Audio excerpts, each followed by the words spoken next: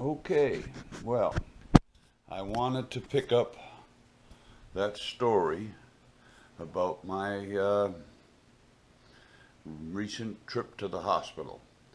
Anyway, I'll pick it up where I left off the last part of this video, which was I was entered into my room in the cardiac unit of Fawcett Memorial Hospital, um, and it was 9:30 at night. I was given a pain med, and I went to sleep.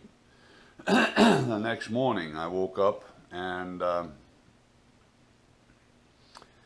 I was again. They were drawing blood from me. They were checking on me. I went down for a chest X-ray, a skeleton X-ray for my shoulder and scapula. At one point, I also had a test where I was breathing some material in so that they could see if my lungs were working the way they were supposed to, and I was getting the air in there the way I was supposed to be getting it in there. And then they also did at that same time, or right after that test, a test on the blood vessels for the lungs, and they injected me with some kind of nuclear stuff to take pictures of my blood vessels in my lungs. Evidently all of that was fine. My skeleton was fine. There was no injury there that I had sustained that I didn't know about or something. And also around 10 o'clock, well, let's see, now that's Tuesday, that'll be Wednesday. So they did those tests on Wednesday, and I had a consultation with the cardiologist. The cardiologist said that he wanted to do a heart cath on me, which is putting a tube up through the artery from my groin to my heart, injecting some kind of dye in the blood vessels up there so they can take pictures of the blood vessels and see whether there's any blockage. And he scheduled that for the following morning. I ended up just kind of chilling out for the rest of that day, still kind of in pain, but not as much pain, I guess. Of course, I was on morphine, so I wouldn't expect that I would be in as much pain. Anyway, I went to sleep that night. For my dinner, I ordered a couple of extra turkey sandwiches that I could eat at 10 o'clock at 10:30, 11 o'clock at night, because I had to fast. Nothing, no water, no coffee, no food after midnight, so that I could have this test done on my heart, this catheterization. Well, I woke up the next morning, and actually I asked them to order me a sleeping pill, and they ordered me a sleeping pill, and they gave me some morphine and for pain, and that sleeping pill and the morphine knocked me out cold. I was out from around 11:30 at night until 6, 7 o'clock in the morning, and I slept like I hadn't slept in years, more or less. I slept like a rock. I woke up, and they did some more tests on me. I think I was kind of drowsy and groggy. I think they took some more blood out of me, and they gave me some more medication. And I don't know, I guess they didn't do that. I didn't ask for any medication. Anyway, this is Thursday morning now. I woke up, and I dozed a little more after I woke up again, and then finally around 9:30 or so, I woke up and was ready to start my day. I wanted to take a shower, and I wanted to do that shower because I thought, well, what the hell, I'll get a shower in before I go down to the test, to the catheterization. Well, I didn't have a chance to. They came and got me around 9:30, a quarter of 10, and I went down there and had that heart cath test. I got into the room, and they prepared me, and they shaved me. I have It's almost like I've had a bikini wax. Anyway, they prepared me and got me all ready, and then finally the nurse came over and she said, "Well, okay, I'm going to give you a cocktail now. I'm going to make you a little bit drowsy." The next thing I knew, the heart cath up, the procedure was done. The doctor was kind of standing over me, and he said, "We're done," and that was it. He walked off. And then, you know, they kind of began to unwrap me and prepare me to go back up to my room. Now, when I first woke up, the guy nurse that was there, that was very experienced and very good. I don't know, because I was sleeping. I mean, I slept through the thing. I don't remember anything about it. They said it's a twilight kind of thing that they put you in, but it was more than that for me. Anyway, I got back up into my room, and I had a little bandage on my groin area. They told me that I had to lay still for 4 hours, and that I wasn't allowed to move, my leg especially, but and very limited movement elsewhere. I wasn't able to sit up or anything like that. They didn't want me to reopen the puncture wound that they made in my artery, and you know, the nurse told me, if you do that, you bleed out in 6.5 minutes or something like that. So I didn't want to do anything like that. Well, so from noontime till 4, I laid still, and during that time, they came in and told me that they were going to discharge me that night.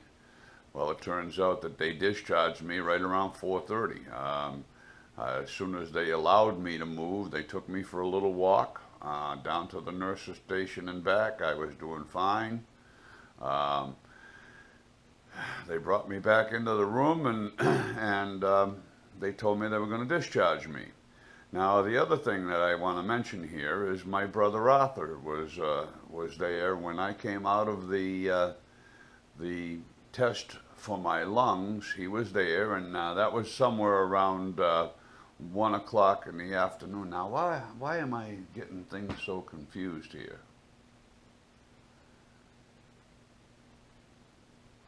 Maybe, yeah, I guess maybe he was there when I got out of the heart cath procedure, because he was in my room with me while I was laying flat there for about an hour or maybe 45 minutes.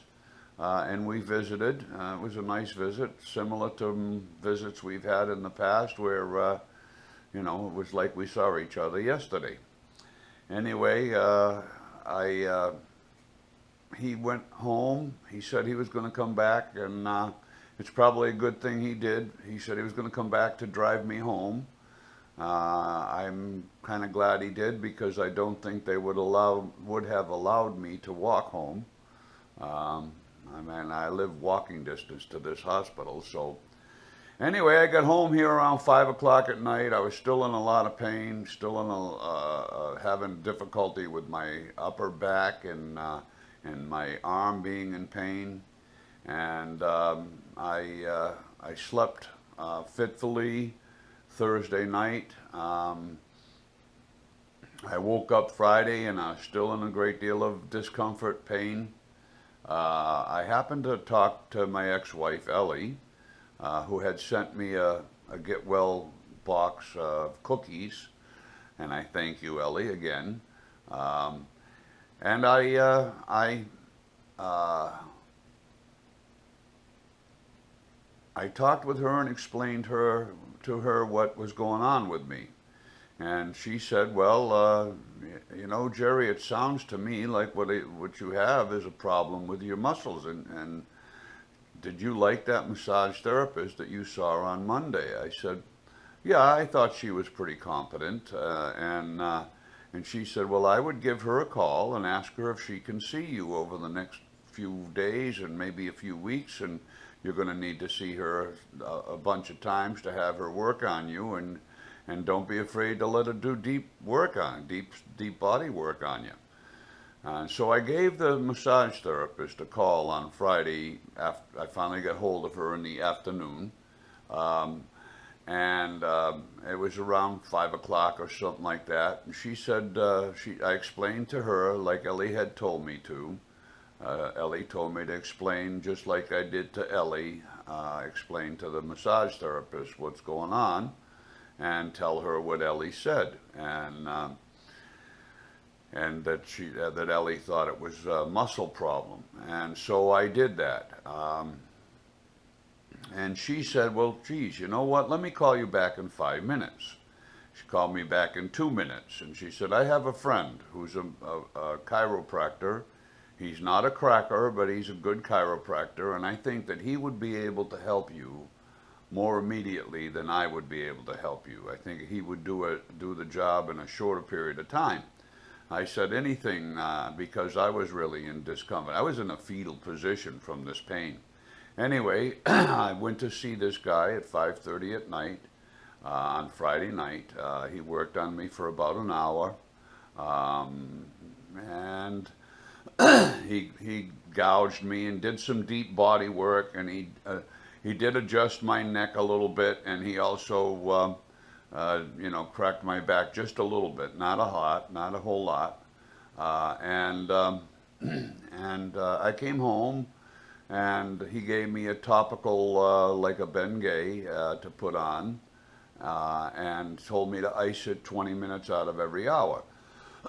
So I come home and I put some ice on it, and I waited around for about 2 hours, and I went to bed, not really in a great deal of discomfort, but it's still uncomfortable. I woke up Saturday morning, and I was cured. I mean, I was as good as I have been as far as feeling how I felt. My back no longer had any pain in it. I have this little area on my arm right here that's a black and blue from where they took blood out of me, and that is the most sore thing in the whole area of my body that I was cringing about the day before on Friday. So I woke up Saturday morning and I was feeling great. I was feeling so good that I ended up going out to the castle for the day and doing that, and in fact I worked Sunday as well. Both busy days, very busy days. And today is Monday, and I'm still feeling very good. I have an appointment to see the chiropractor this afternoon at 3:15 or 3:45. I'll check. Not sure I need to see him, but I will go and see him because I've made the appointment. And then Kathy asked me to call her after that, and I will do that. Kathy is the massage therapist. I think that I am back in business. I feel great. It feels good to feel good. It feels lousy to feel lousy. And I think that that's about all I really have to say on this subject right now. I'm as good as new, and I'm so grateful to the man upstairs. Again, he has seen fit to watch over me and protect me and keep me in close to him and in his family, and I it's a miracle. I'm really grateful. So that's it. There we are. Talk to you all soon.